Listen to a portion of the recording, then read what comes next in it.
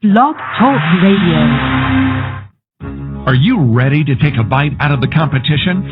Are you looking for ideas to make your business better? Welcome to the Core Business Show with Tim Jacquet, sponsored by Apple Capital Group. At the core of every successful business, you'll find people making a difference. And with each episode of the Core Business Show, we talk with those people, examine those ideas, and explore the strategies that make them special. Now, the host of the Core Business Show, Tim Jacquet. Well, good morning, everybody, and welcome to another episode of the Core Business Show. I'm Tim Jacquet, your host. Today, I have Jason is going to talk about his new book. It's called The Haunted Soul. So if you'd like to speak to Jason, give him a call at 347-324-3460, 347-324-3460. And you co-authored this book with John Greenberg, right? That's correct, yes. Okay, great. Well, Jason, welcome to the program. Oh, thank you for having me. And just, I want to mispronounce your name. Your last name is Dowd? Dowd, yes. D-O-W. Okay, great. But anyway, I guess kind of take us back real quick. Tell us about yourself, where you from, and then we can segue on what inspired you to write this book. Sure. I was born in Bristol, Connecticut in 1978. I grew up there till about 1989, and like the last 2 weeks before Christmas, we moved down here to Florida, and I've been living in Florida ever since with my family. I've been big into the arts. I've been painting. I've been doing photography for as long as I can remember. I've had a camera in my hand since about the age of 4 or 5, maybe even 6 years old. And basically I got into that because I always wanted to touch my father's Hasselblad camera. And for anybody that knows cameras, those things are extremely expensive. That's almost like the touching a Rolls Royce to a camera. So it got me. It's called a Hasselblad. It's a German style camera. It was a high format camera, so it was a very expensive camera. And he didn't want me touching it. And now that I learned about how expensive the equipment is, I can understand where he's coming from. So he got me in a little 18 millimeter flash cube camera. And ironically, since I had that camera, I was able to take and design photos that weren't just, point and shoot. I actually put thought into it. I tried to get depth into it. I tried to get a feel into it. Didn't quite get what I was trying to get at so much with an 18 millimeter camera, but I was able to do a lot for being just, 6 to 7 years old. And composing these photos. So I always kind of knew I was going to be some type of artist. My parents wanted me to be a writer. My grandparents wanted me to be a writer or an artist. And I kind of helped them. I kind of did both of their wishes with this new book that I came out with. So that's kind of a little bit about me and how long I've been doing. I've been doing my professional studio since 2003. And in 2009, after a near-death incident I had, I started to take my visions and my dreams and my nightmares that I've had ever since I can remember, and I put them in an art series, which actually was a little bit more healing for me, and other people were able to relate to it. And so that's kind of what got into the book and what the book's all about. Wow. Regarding the book itself, the segue into the book, paranormal activity, wow, it is a huge thing to itself, and really the reaction of people it varies. But talking about the haunted soul, how did you come up with a title called The Haunted Soul? Well, you're right. Paranormal is very taboo. You either accept it or you don't accept it. There's really no two ways about it. I don't think there's really people that are in between. It's kind of like aliens. But in 1986, I was actually going out, picked up from school. My grandfather used to pick me up from school and take me home to sightseeing because we lived a city away. But Fridays were always our time together. We would go do anything. We would go to cemeteries and get grave rubbings. We would go to Sleeping Giant Mountain, Meriden Castle, Muzzy Field, all these different places to go have some fun. And the next day happened to be my birthday because it's Halloween. I was born on November 1st. So actually, I have a little bit of a yin-yang thing there pretty much all throughout my life. When I was born in the rain and I was baptized in the snow, I was born the day after Halloween when I was supposed to be born on Halloween. And it happens to be the third holiest day that I was born on, which is All Saints Day, and then Halloween. So that's kind of a little bit of a background into just some of the little haunted soul part.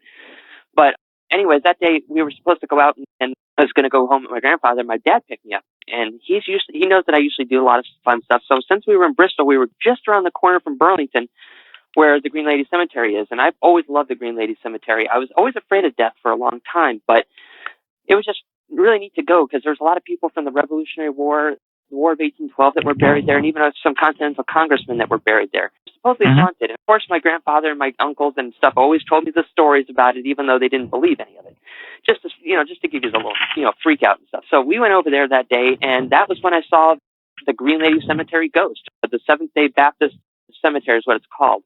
And after I saw that, my dad actually didn't believe what he saw. And I asked him, I said, "Did you see that?" He goes, "No, I did not see that. I don't know what you're talking about." So I had doubts. And then I went to a Lutheran school. So I went to the Lutheran school to try to talk to the teachers about it. The Lutherans don't quite believe in human spirits. They believe in demon spirits. And they believe in the diabolical, but they do not believe in human spirits. They believe that when you die, you either go to heaven or hell. There is no purgatory. So I was immediately shut up about, talking to them or anybody else in school. And if I had continued to talk about it, I was going to be reprimanded. So I just bit my tongue. I started questioning my thoughts and started questioning my religion, my mentality even. And then eventually in 1990, I believe it was 1993, I found a book up at my aunt's house when I went up to visit her in Connecticut. And there was a book of Haunted Connecticut. Inside there happened to be the story of the Green Lady Cemetery, and identically with probably more than 25 different eyewitness stories, mine matched all of theirs. And I saw them when I was young, and I wasn't old enough to read a book like that. In fact, I didn't even know there's a book like that. So it completely backed up everything I saw, which really made me feel better about myself. And I didn't want to put anybody else through that's going through that same type of situation. So I decided to try to investigate this paranormal and get to know it a little bit more. But I've had dreams of being buried alive, and I've had the ability to have psychic abilities to see into people. And sometimes I don't like to go around groups because if I go around a group, it's like a bunch of people talking at the same time, even though nobody's talking at all. I can hear those thoughts. I can hear the pain and the energy that people give off, and sometimes it's very overwhelming. That kind of put me in a little bit of a back. I kind of isolated myself away from everybody and in school because I didn't want them to see, because I could see ghosts, and I didn't want them to see, hey, there's a ghost over there. I didn't want them to see it knowing it was following me. I didn't know that they couldn't see it. And then on top of that, I didn't want to get too close to people because I could, know everything about them, and I didn't really like that. So I just kind of isolated myself, which caused me a lot of heartache and a lot of grief growing up through school because I didn't have the friends that I really wanted to have and get to do the things that I wanted to do. And of course, that labels you as an outcast. So eventually, I learned that I had the ability to the psychic ability, which I accepted later in life. I also realized that I had a sister that had a twin sister that had passed away in utero and when we were born. I never even knew that she existed, and nobody told me until 2010. And I actually had that connection between the twin. It's like I knew somebody else was there. I knew something was missing. I just didn't know what it was. And without a grave or without anything else to prove it, I never would have known. When that came to light, it started to make sense about this whole entire situation. So I started to go out there and portray my thoughts, my dreams, and some of these fears that I had, and put them into my art series. And that art series is then backed up into the story and how some of this has come along. So that's kind of an overview of the story and why am I a haunted soul? Spirits flock to me. I've had encounters with demons. I have had near-death experiences. I've had traumatic visions and dreams that most people wouldn't even have, especially at the age of like 6 to 7 years old. So let's go back up a second. Something you mentioned that I'm not sure that when you talked about it, it just came out really quick. When you said you and your dad went out and visited cemeteries, it sounded like you said we went grave rob, which I know you didn't do. But let's clarify what you guys just visited cemeteries to look at, and look at the history. Yeah, but it sounded like you said we grave robbed. So it was coming out like that. That was my accent. I was trying to stop it from flowing out. That's all right. I was just making sure people knew that you wasn't robbing people's graves. I still have that New England accent, and I had to actually go through speech therapy when I moved down here. So when I talk, sometimes it starts to flow out, and I stop myself from coming out, and it doesn't sound exactly what it is. But no, we don't go grave robbing. We go grave rubbing, which is going out and taking paper and going up against the graves, and you take like sometimes crayons, or you could take like pastels or colored pencils and just rub the grave, and it actually makes an indentation and a picture of the grave. So you've seen a lot of those old graves that they have like those little faces on the top of it and stuff like that. Absolutely.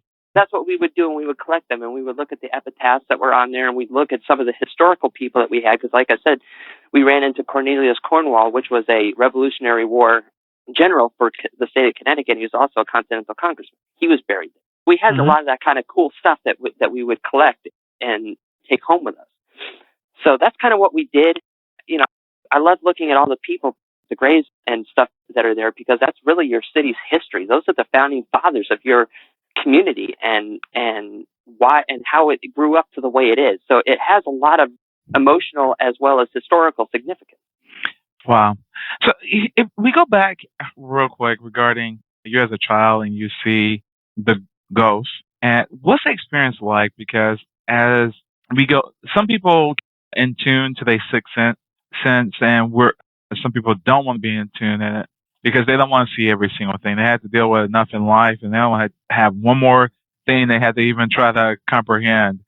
But as children, they come in, and you look at a toddler, like for example, as an infant, which can't speak, but you all of a sudden you see them just grinning and laughing. And old people and times, oh, they listen, they're talking to the dead or spirits that's come into the room because they just ironically just start smiling and have all these different reactions because maybe their senses are down. It hasn't matured to enough that, that start closing out this parallel universe in one sense. But yours continued to stay on. What is that like going to a room?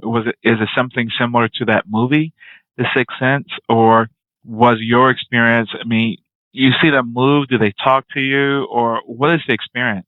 It kind of depends. I've seen them where they've actually interacted with me. I've actually had them, attack me to get my attention. I've had them move things, and I've actually had them just plain talk to me. Like I'll be sitting there and I'll hear somebody talking. I'll look over and I'm like, "What did you just say?" And there's nobody there in the room. I thought maybe my wife or my family or somebody or friends were, next to me, and there's nobody there. So I would physically learn that these were things that were abnormal, and when I would mention it, it would be something that I should never have known. So that's that's kind of how I came about it. Now with kids, the thing about kids is they don't understand that this is technically impossible. We're taught that we can't see or communicate with spirits through life, and this is where you kind of get to that point where you get that block, that mental block, and you get those blinders put on to everything that's around you. Kids don't have that. Animals don't have that. So it is very possible. And, when they do see imaginary friends, they might actually be an imaginary friend there, So I was watching a haunting in Georgia, Sci-Fi Channel, or Discovery Channel, and there was a little girl that actually had a imaginary friend that happened to be the former owner of that house. People just said, "No, it's just an imaginary friend. It's just an imaginary friend." She described this guy. His name is Mr. Gordy, and she even picked him out in pictures and he died in 1956. And this was like 1990 something, and she was like 10 years old. So there's no way that she should have ever been able to know or pin out who Mr. Gordy is. So there are chances that, these things are really real, and they really have imaginary friends. But you don't want to just jump to conclusions on every one of those. You kind of want to ask your kids some questions and see. That's something that my parents didn't do, but I also didn't tell them that I was going through this either. After the cemetery experience, I didn't want to be called, crazy. I didn't want to be thrown into a doctor or shrink or, just disappoint my parents, because that was going to destroy me. That would hurt me more than what I felt I was going through. So I never said anything. But yeah, they are, my abilities never completely exasperated. In fact, they actually enhanced as I got older. And now that I've really realized what I'm able to do, I've been able to actually go up and hug one of my friends, and I did not realize how much pain that they were in because they didn't show it. Instantaneously, I knew that they had a drug problem that they were hiding. I knew that they had, a lot of self-esteem and depression issues. And when I told her about that afterwards, she admitted that, yes, I don't know how you knew that, because I had just kind of ran into her after like 10 years. We kind of bumped into each other. So that's the kind of thing that pops up once in a while. And, that can be a little discouraging because, these are your friends, and these are people that you love and you respect, and that they're going through things. And that really can kind of bother you if you're not able to deal with that and have a strong constitution, which I didn't have until I learned why I have it and how I can control it. There are ways of blocking it out, but you usually learn that more as you get older, or you talk to somebody that has the same situation, and they're able to kind of guide you on how to deal with the situation at hand. So you don't walk into a room and hear a gazillion different things. You can turn it out, just like when kids come running up to their parents, "Mom," they'll do it for like hours upon hours at a time, or at least that's what it seems like, and it gets really annoying. They're using selective hearing, so they're kind of tuning it out, and that's what other people can do if you learn how to do it right. Wow. Now, kind of tell us what paranormal, when it comes to the differences of ghosts and, well, let's take it a step farther. So you have this parallel universe like purgatory, and you have heaven and hell, you have demons, you have ghosts, you have spirits. In your opinion about purgatory, do you consider there as a purgatory? And purgatory, is that really a soul that's stuck on earth and have not moved on? Well, I believe that there's a couple of different things. I don't technically believe in purgatory. What I believe is that we're actually walking through heaven and hell as we walk right now on earth. And I believe that sometimes you're actually able to come and see in between those two dimensions. They're able to make contact in between the two. However, there's also that belief in my brain that if Lutheranism and most Christianity is correct, that when you die, you can't come back. I also believe that there's a possibility that these could actually be demonic entities posing as human beings or posing as individuals to make you believe and doubt the religion that you're in, because that's exactly what I did. Didn't believe that there wasn't a God, did not believe that Jesus did not come and die for my sins like my Christianity believes, but it made me doubt a lot of religion, a lot of the religious beliefs and practices. So, that's the kind of thing that they can do, and that's what demonic entities do. And I've also realized that not every haunting is actually a haunting. What you have, there's three different types of hauntings. You have the residual haunting, you have an intelligent haunting, and a diabolical haunting. A residual haunting is basically like putting a CD in your CD player and playing it over and over and over again on that one track. It never changes. It's continuous. And basically what you're getting with that is it's like energy is captured in places and replayed. So basically you could be walking around one day just minding your own business, and the energy, especially if you live around a lot of quartz and stuff, which contains and captures energy, will capture your energy and replay it, that moment in time, over and over again, even well after you're gone. There's no way that you can interact with it. It doesn't interact with you. It does not move things. It just continues to play that moment in time over and over again. So I don't even know if I would consider those an actual ghost, because of the fact that they never do anything, they never change. They continue on the same path. Now, in intelligent hauntings, this is where you get into the point where you have human spirits that you can interact with. In some cases, you might even be like a poltergeist or like a smaller demon. These are where things can actually, touch you. They can move things. They can make sounds. They can literally scare the living jeebies out of you. And if you're not careful, they can get violent. But there's only been one case of somebody actually dying from an intelligent haunting that I know about. There may be more, but maybe they just didn't bother saying it, or they didn't believe that's what caused this person to die. But generally, you're pretty safe. And the thing about an intelligent haunting is if you happen to live in a home that has an intelligent haunting, you're actually able to get up and move away, and generally they don't follow you. Now, diabolicals, which are demons and non-human entities, this is where you get a little bit more intense. These are where the things can literally manipulate your mind. They tempt you to do things. They can hurt you. They can break up families. They put a lot of negativity around you, and they can really destroy your life. And the sad thing is you can't move away from them. If those things want to come with you, they will come with you. I see a lot of stories on TV with some of these shows where they've tried to run away from these demons and they followed. So unfortunately, you have to deal with them head on. But one thing I do realize is that demons, when we were born, we all have free will, which means if I don't want to do something, I don't have to do anything. God gave me the free will to choose to believe that Jesus Christ died for my sins. Not everybody believes that's their free will. If they don't do it, though, you have to deal with the consequences, just like I have to deal with the consequences of what I choose to believe in. In that type of case, if you can stand up and not give in to what the demon wants and not give away your free will, the demon will do a lot of horrible things to you, but they can't take you over. You have that right. And once you allow them to do that, then's when they can cause you some serious pain and discomfort and stuff like that. And I mean, they're going to continue that anyways, but then's when they can actually like possess you and do other things. So that can be a really big problem. So I remember we talking about a couple of days ago regarding the Ouija board, maybe like a portal, the unknown. Most people will fear, like I am, the Ouija board when I first saw it, and I had to step out of the room, and I don't want to be in that room because it seems like it's a portal that invites things of unnatural or unnormal, whatever you want to call it. But once, certain things that you shouldn't touch, if that's the case, if you continue to play with the Ouija board, you end up having maybe demons coming from that or whatever spirits that you can't get rid of. What's your advice of someone who wants to experiment with the paranormal, who wants to move into a house of a ghost? Don't know if they're friendly like Casper or, just going to terrorize you.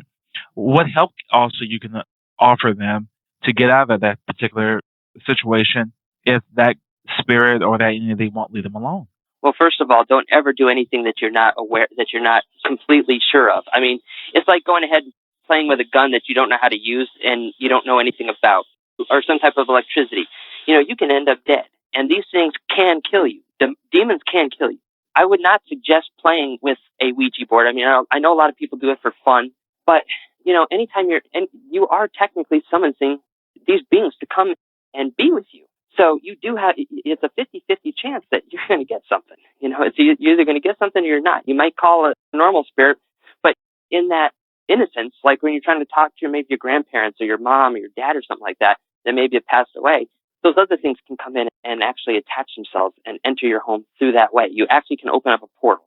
So I would suggest not doing that. And if you really want to do something like that, talk to somebody that's maybe like a psychic, or maybe that's a medium that can actually talk to these type of entities without summoning them into your home through a portal. They don't need to open up portals.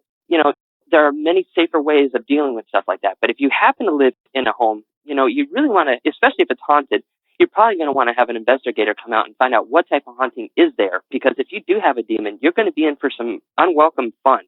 And I guess that's the best way of saying it. I mean, terrible things can happen. And usually once you start to realize the terror and the power that these beings do have, and then you really want to get away, it's very hard to get away. So, just kind of, understand what you have at hand. Don't do anything stupid. Really do your research on things. And if you don't know anything, don't try it. Get somebody in there that can help you and has a lot of experience. And your friend down the street that bought a Ouija board and had it for 10 years does not make him an expert on it. You got to be an expert on the paranormal and these type of things. And most of the time I see paranormal investigators say, do not use Ouija boards.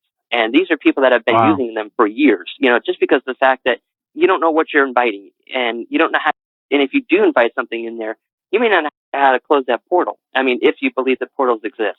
So, just be smart and really do your homework on it.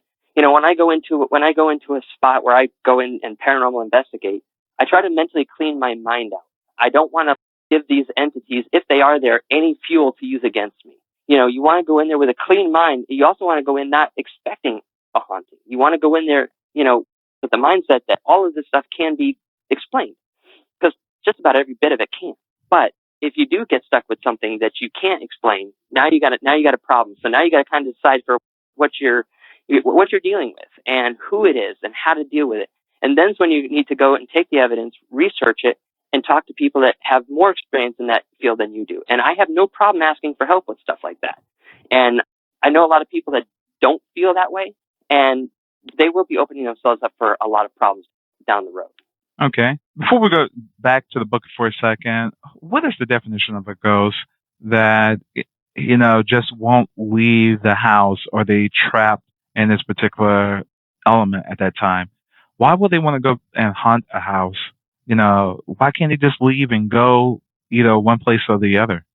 Well, it kind of depends on how they died. A lot of the times these entities, these people die abruptly and don't even realize that they're gone. They can get murdered or something like that, and they don't even expect it. So sometimes their spirit is trapped there, and not realizing that they're gone, they continue to live on, and that can be a problem for them. Some of them kind of know what their fate is. Some of them know that, they weren't too good down here on earth, and when they get over there, if Christianity is true, they can see heaven and they can see hell, and they know that they may not be going to heaven, and they're afraid of that. They don't want to live in hell. Who'd want to live there?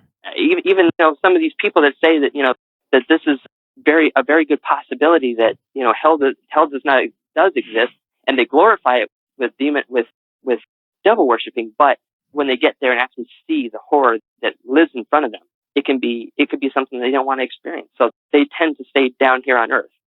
So they really have that choice to be in this parallel universe, just continue to stay in this particular space. That's what a lot of paranormal investigators believe, yes. Now, for example, what if you just tear down a house and start over? Get rid of that house, torch it, burn it, or move it, and put something else on that, does that really, is that place is still there? If that makes sense to you? There are ways of getting rid. There are ways of getting rid of ghosts, but usually by demolishing a place doesn't necessarily mean it's going to go away. It depends on what it's trapped to. If it's trapped to that specific location, it doesn't matter what you build, it's going to be there. As far as like, Native American rituals with saging and, Christianity rituals where they use incense and frankincense and all this other kind of stuff to help remove these things, holy water. Those are different things and different rituals, especially exorcisms, that you can use to get rid of entities if they are trapped there. Sometimes there's another entity that's there that could be a demon keeping these souls here that really need to be back up in heaven, but they're not going to let them go. And you got to realize we're still technically hell is on earth, and they are able to capture these people, even though they are the blessed people that will be going to heaven. So, there are ways of keeping things that different obstacles can keep things here. And if there is a demon here, they could, even if you burn down the location and there's another spirit there that you're trying to help, that demon is far more powerful than any human spirit ever will be. Wow. Hey, tell us about this particular book, The Haunting. Is it a personal testimony, or is it fact or fiction? Or kind of tell us about this particular book. How did you come about and writing the book together with John? Well, I was always wanting to write my experiences for other people to share and maybe get a little bit of ray of hope for, or, feel a little bit better about themselves. The problem with it is I could never write about myself. I had almost 100 pages of notes, and it was kind of in the book form already, but it just needed to be tweaked and brought out better. I just don't like to, just talk about myself because I'm not that type of a person. Some people have no problem with it. I do.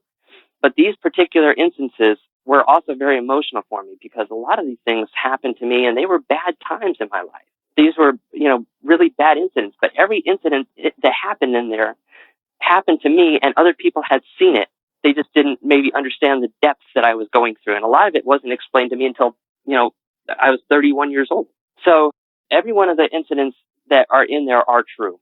And a lot of them I tried to illustrate with the pictures that I actually came up with to show how severe some of these visions and some of these instances can be. So that's where I hope that people can look at that and see that I was able to overcome all of this.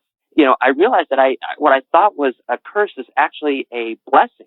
And I learned how to use what I was given as a gift and help other people with it. So I was able to overcome it. Other people can overcome it too. And just because, and ironically, I've had just about one experience with each type of haunting: residual haunting, a intellectual haunting, and a demonic haunting. So I'm trying to show people that you can beat this. And it doesn't matter how old you are. Tell us the difference between the three. The residual haunting is the one that keeps playing itself over and over again, like a song on a loop, and it will continue to do that from now till the end of time. And it's probably not even a real spirit; it's just energy that's just trapped and played like a movie. An intellectual one is like the Green Lady Cemetery that I ran into. That was where the ghost actually tried to interact with me and try to get my attention. She was actually trapped in between the walls; she could not leave the cemetery. When she hit the wall, she was gone. But that was where it was a human spirit. They actually try to make contact with me. And there are other ones that are out there that can scratch you, that can punch you, they can talk in your ears, they can make noises, they can make things disappear and reappear and really make you think you're going crazy. Then you got the demonic ones, which is an actual demon. And that was the one that I actually had an experience with when I was in 8th grade going into 9th grade. And I actually truly believe that demon broke up my family because my parents got a divorce that year. I was getting confirmed in the church that year. And my dad had, for some of the bad things he had done, the church found out about it, tried to excommunicate us from the Lutheran church, but I didn't do anything wrong. So I fought to actually get my confirmation like I had worked so hard for. And that time I was also transitioning from middle school to high school. And, just a lot of crazy things that happened. And I had really bad chicken pox that they actually wanted to hospitalize me. It was so bad. At the end of my 7th grade year, when the entity started to come out, I broke my hand. Bad things happened that year, and I truly believe that that's what the demon was trying to do and trying to weaken my free will. So those are all kind of explained in the different scenarios that I have in those three in there, because I actually take some of this instances that I've had with these ghosts and put them in there so people can understand the differences. But then I also had those dreams, and I don't know where those dreams came from, but I actually, like I said, I dreamed about being buried alive, and I actually illustrated that. And it was a dream that I had recurring ever since I was 6 years old, kept recurring and recurring, and I couldn't get rid of it. But once I took the pictures and once I wrote the notes about it, it disappeared. and I haven't had it, which is a blessing in this. Wow. So if you talk about the ones that physically attack you, I mean, they're moving from all this energy and they physically harming you in some particular way? They can, depending on their motives, but usually what they try to do is just get your attention. Okay. Like, for instance, my grandmother had passed away, and we were down here in Florida, and my whole family was up in Connecticut, but they didn't bother to tell us when she went in the hospital. We didn't even know she was in the hospital until about a couple hours before she actually passed away. Then they're like, oh, by the way, your grandmother's in the hospital. It doesn't look like she's going to make it. And then like about an hour and a half later, we got the call saying she was gone. So I never got the chance to say goodbye. But when we went up there, I had my grandparents get this bed that I had, that my great grandmother actually had, and my great aunt used to sleep on before we had to put her into a home. I was sleeping on this, and the whole house just didn't seem the same without my grandmother there. But I stayed in the old playroom where the bed was, and at nighttime I woke up. It must have been like 2:00 in the morning or something like that. And I felt somebody rubbing my leg and my foot. I thought it was maybe my mom just trying to just depressed and needed to be near somebody. But when I looked up and saw at the end of my bed, it wasn't my mom, it was my grandmother. And she looked perfectly healthy. I mean, it was amazing because I watched her from 1988 when she had her heart attack almost turn into this frail little bit of a human being, yet she never stopped smiling. And it was killing me to watch her crumble like that because she was such a strong and amazing person. And she comes to me and told me, look, I'm fine. She goes, I know you weren't there, and that's okay. She goes, I'm fine. Everything's going to be fine, and I don't want you to worry about me. So after that, she kind of actually touched my head and rubbed my head, which it was actually warm. I couldn't believe it. I could not believe this was my grandmother. And then she just said, it's time for me to go. Jesus loves you, so do I, and I will see you again in heaven, and then disappeared. And ironically, I told my mom that story the next day, and she came up to me, and we both said it at the same time, you never believe what happened. Your grandmother showed up in my bed. So she also came to my mom, and my mom described exactly what she was wearing, too, as the way I saw it, and it was amazing. So, I mean, there are things that sometimes these spirits come down to comfort you. Sometimes they're not always negative or bad-natured in any way. Wow. What you like to leave us with, and this book is available on Amazon? It's available on Amazon. It's also that's the ebook only right now. You can get a print copy of it on my website, and if you go to my website, I'll actually autograph it for anybody. You can also get it through lulu.com, which has the print and the ebook on there. So all those links are on my website at dowdstudios.com, and you'll be able to find it under the Haunted Soul tab. And if anybody has any questions or anybody that ever has an experience like mine and they're unsure about it, I'm always here to listen.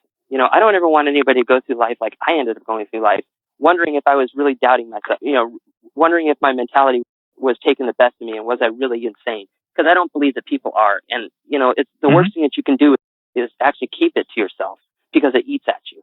So I'm here to talk. And if somebody has evidence that they want me to see, my expertise is actually in photography and paranormal photography. So, I've seen a lot of different photos. I definitely know what the difference between a real thing is and what a fake thing is.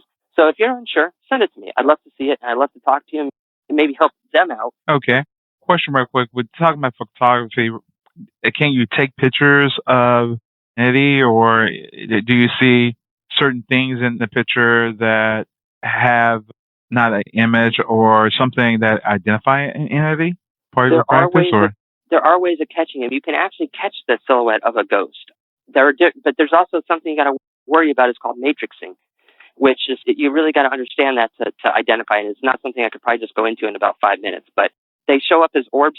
They can show up as an actual human entity. But orbs are very, very tricky because there's a lot of things that you can do to manipulate that onto a photo. So it may not actually be a ghost. You really got to look at things and figure out how exactly this particular photo looked like that. And that's where the analysis comes in. So you really got to understand the surroundings and everything else. But it is possible to catch them in a plasma streak or an actual silhouette of a ghost itself. Wow. And what about when you went to the cemetery? You mentioned you saw one of the entities there. And in cemeteries itself, or when people die, I guess the scientific part of it, once that body is dead and that energy is released or that soul is released and so forth. But that particular entity was in a cemetery. Of course, they brought it to the cemetery to be buried. I was wondering, how in the world did she just get trapped there? Is that usually once that person goes, their body is left over and, at some other location. They'd be transported, they'd be prepared if their funeral arrives, and then they brought to a cemetery. So out of all of that, she ended up in a cemetery. Do you know why? Is there something significant why she was at the cemetery? Well, this is actually her backyard, and most of the time she died in 1800s. So back in the 1800s, in fact, that even up until like the mid-50s, a lot of people in Connecticut would just go ahead and do the funeral inside their home. So the funeral and everything and the preparation of the body was probably done at home. But there was controversy about her death because she was an expert swimmer, and she was found drowned in one of the ponds in the town there. And people were like, it's like Greg Louganis drowning. How does that happen unless you're really sick? They could not find anything wrong with her. She showed no signs of being ill or anything else beforehand. And obviously back then they didn't have the autopsy to go through and find out. But there was a lot of controversy about it. And they suspected her husband had actually killed her and made it look like she drowned. So when he died, there was actually no activity until actually he died, and he was placed next to her in the cemetery, which was then turned into a public cemetery after he died because the house was turned over to the city. So when he died, then all the stuff started happening. She started manifesting and stuff, and then people started believing, maybe this is like her killer coming down to lay, being put next to her throughout death, and it kind of solidified it for some, and kind of didn't for some others, that maybe her husband really did kill her. And unfortunately, there's no way of knowing, but nobody was ever brought to justice for it. The theory is that she's just not able to rest at peace because the killer that took her life laying right next to her and has been for over 200 years. Wow. Well, we're going to leave it at that. We've got like 2 minutes real quick. Anything you would like to leave us with? Yeah, just to be, excited about what you see, and don't always challenge it to be something, negative. Just because you're dealing with something with it, and accept it because it might be a real gift. And that's something I didn't do, and it can really have a positive impact on your life. So go forward with it, learn about it, and try to talk to other people that might be experiencing it. You know who to talk to about this, and you'll feel that out, but it's good to talk about it. And once you do, I think you'll feel better about it yourself. So that's one of the biggest things I can tell anybody. Great. Well, I really appreciate you going to come on the program, Jason. Thank you so very much. And hopefully this story can touch people, and pick up your book and read it and kind of come to terms with it. Thank you so much again. Thank you. Thank you. Take care. Again, it's been another production of the Core Business Show with Tim Jacquet. I'm your host. You can download this episode on iTunes or Blog Talk Radio Network, or on our blog at blog.applecapitalgroup. Everybody have a great day and take care. Thank you, Jason. Take care. Thank you.